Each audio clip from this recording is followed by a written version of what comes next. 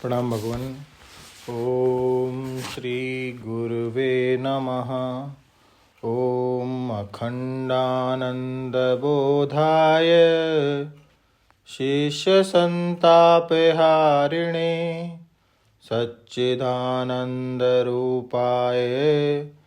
रामाय गुरुवे नमः। ओम शांति शांति शांति। ओम। ब्रह्म ज्ञान और उसकी साधना द्वारा स्वामी अखंडानंद सरस्वती जी महाराज द्वारा भगवान और स्वामी जी महाभूतानि अहंकारो बुद्धि अव्यक्तम एव च की व्याख्या कर रहे थे।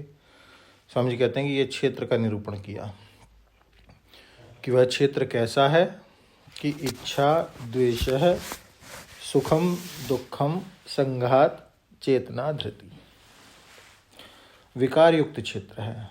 तो अगर उसके साथ तादात्म्य करोगे तो कभी द्वेष आदि से तादात्म्य होगा, कभी दुख आदि से तादात्म्य होगा। उसमें द्वेष दुखम दोनों है ना, तो कभी द्वेष और दुख से तादात्म्य होगा तो नरक का अनुभव करोगे, और कभी राग और सुख से तादात्म्य होगा तो स्वर्ग का अनुभव करोगे।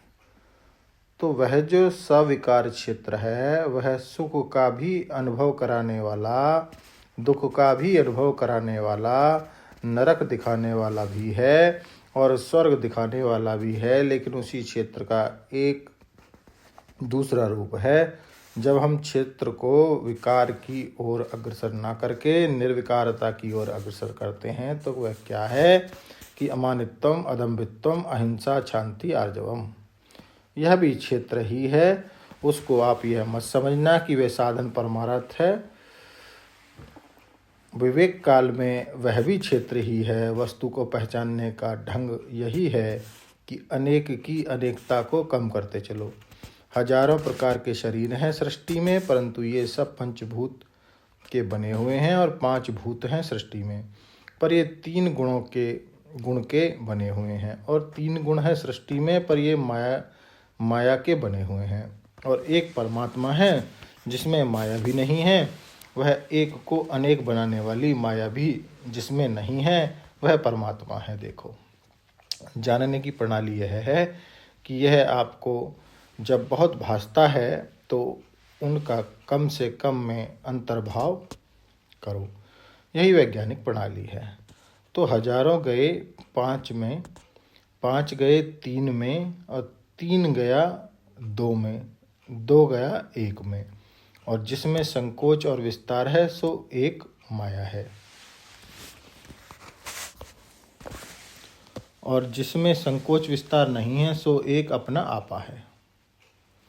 यह तत्वज्ञान की प्रणाली है। कल एक सज्जन इसको ऐसे पूछ रहे थे, बोले महाराज हमको बहुत से महात्मा हैं कहते हैं कि जब तक परमानंद की अनुभूति नहीं हुई तब तक यह ब्रह्मज्ञान वास्तविक नहीं है। वास्तविक ब्रह्मज्ञान तो तब है जब परमानंद की अनुभूति हो।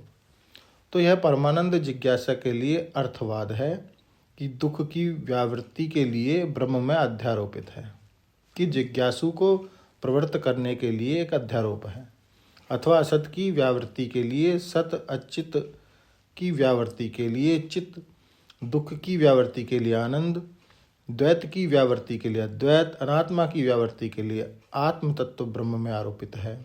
कि हमने कहा कि जिस ब्रह्मज्ञानी को आनंद नाम की एक वस्तु अप्राप्त रह गई वह असल में ब्रह्मज्ञानी नहीं, क्योंकि आनंद परोक्ष रह गया।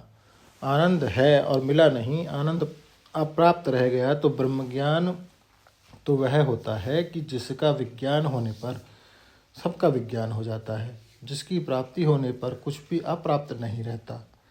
वह कहते हैं कि ब्रह्मज्ञान होने पर मच्छर का सुख भी अपने को प्राप्त है, और नरक में जो है वह भी अपने को प्राप्त है, क्योंकि नरक और स्वर्ग, मच्छर और इंद्र का जो सुख है और ब्रह्मा विष्णु और शंकर का जो सुख है वह तत् उपाधि से हमारे ही अंदर जो तो अध्यस्त है। तो वह अप्राप्त कहाँ है? जिसको ब्रह्म ज्ञान हुआ उसके लिए कुछ भी, कोई भी ज्ञान अप्राप्त नहीं है, कोई भी वस्तु अप्राप्त नहीं है, कोई भी आनंद प्राप्त नहीं है। और कोई भी ऐसा द्वैत नहीं है जो उसी में अध्यस्त ना हो। जो स्वयं अधिष्ठान रूप से वही न हो तो वह ब्रह्म ज्ञान वह वस्तु है जिसके प्राप्त होने पर किसी देश में रहने वाली वस्तु चाहे अंदर चाहे बाहर, और किसी काल में होने वाली वस्तु चाहे अब चाहे तब, चाहे किसी रूप में होने वाली वस्तु अप्राप्त नहीं होती। यह नहीं कि पहले ब्रह्म था बाद में ब्रह्म रहेगा, मर जाएंगे तब ब्रह्म होगा, यह नहीं। जैसे घड़ा घड़े की शक्ल में मिट्टी के सिवाय कुछ नहीं है, वैसे यह प्रपंच प्रपंच की शक्ल में भी ब्रह्म के सिवाय और कुछ नहीं है। बोले कि भाई इसका ज्ञान होता किसको है? तो ज्ञान गम्यम का अर्थ आपके ध्यान में आ गया कि अमानित्व आदि साधन संपन्न होकर महावाक्य विचार करो। तो जरा लौटाया था ना पीछे कि जो विकारी क्षेत्र तादात्म्यपन है वह तो स्वर्ग नरक में भटक रहा है, और जो अमानित्व आदि साधन संपन्न है वह परमात्मा के स्वरूप की ओर बढ़ रहा है। जिसको तत्त्वमसि आदि महावाक्य जन्य वृत्ति के द्वारा वृत्त्यारूढ़ चेतन के अज्ञान को निवृत्त कर दिया, वहाँ स्वयं चेतन ही चेतन है। इसलिए ज्ञान गम्यम का अर्थ है कि केवल अज्ञान के कारण अप्राप्त जो ब्रह्म है वह ब्रह्मात्म ऐक्य बोध के द्वारा ही गम्य है। ज्ञान गम्यम, केवल तत्व ज्ञान के द्वारा ही अविद्या की निवृत्ति होती है, ब्रह्म अनुभव्य भी नहीं होता। ओम शांति ही शांति ही शांति। प्रणाम भगवान।